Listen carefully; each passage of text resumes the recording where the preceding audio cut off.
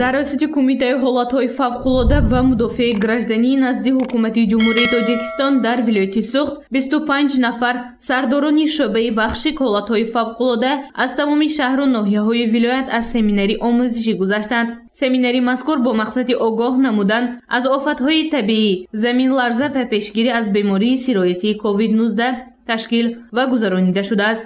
семинари омӯзишӣ бо ҳамкории бахши агентии Оғохон оид ба макони зист баргузор гардид. Намояндаи кумитаи ҳолатҳои фавқулода ва мудофиаи гражданӣ назди ҳукумати ҷумҳурии Тоҷикистон Маҳмад Тоир Гадоев дар семинар сухан намуда аз ҳадафи ташкили он ҳарф зад. асосан се сам баррасӣ шудааст. Якум сам бевосита ин ба ҳамаи мо шумо маълум аст ки бемории сироятии ковид ки дар ҳама ҷаҳон паҳн гардидааст, як машғулиятамон иборат аз замин мебошад. Дуюм машғулият самти тамринҳо оид ба омодагӣ ба ҳолатҳои фавқулода дар муассисаҳои таҳсилоти миёнаи умумӣ, корхона, ташкилоту ҷамоатҳо.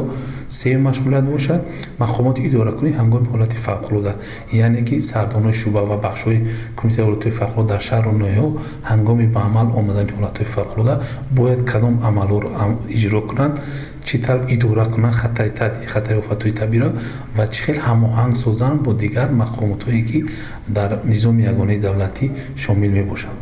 Инчунин намояндаи ташкилоти Оғохон оид ба макони зист дар семинари омӯзишӣ доир ба заминларзаҳои гуногун шиддат, роҳҳои пешгирии риояи қоидаҳои бехатарӣ ҳангоми рух додани офати табиӣ, расонидани ёрии аввалин ба осебдидагону ҷабрбардоштагон фаҳмонида шуд. Бояд қайд кард ки семинари омӯзишӣ дар тамоми ҷумҳурии Тоҷикистон бо мақсади пешгирӣ аз бемории сироятӣ ва аз офатҳои табиӣ гузаронида мешавад.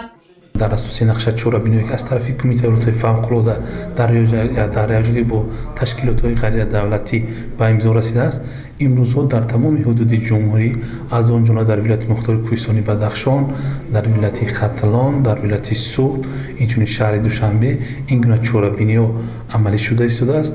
мақсади асосии гузарондани чорабинӣ аз он иборат аст ки ҳарчи бештар мо ҳама дараҷаҳои аҳолиро моиди ташвиқу тарғиб бурдан ба омодагӣ ба ҳолатҳои фавқулода омода созем. инчунин дар ин гуна чорабиниҳо марҳила ба марҳила дар ҳама вилоятҳо амалӣ шуда истодааст. ба иштирокчиёни семинар маводи омӯзишӣ ва дастурамалҳои махсус тақсим карда шуд. бино ба маълумоти масъулин, маводҳои омӯзишӣ, дастурамал ва варақаҳои иттилоотӣ бо ҳамкории Созмони ҷаҳонии тандурустӣ дар ҷумҳурии Тоҷикистон чоп гардида маблағ гузорӣ шудааст ва онро ба аҳолӣ тақсим менамоянд. маводи омӯзишӣ барои омода будан, баланд бардоштани сатҳи дониш ва омодагии тамоми қишрҳои ҷомеа аз ҳолатҳои фавқулода ва пешгирӣ аз бемории сироятии COVID-19 мебошад. гузориши Ганҷина Олим ва Аъзамҷон Раҳимов барои барномаи иттилоотии Хабар.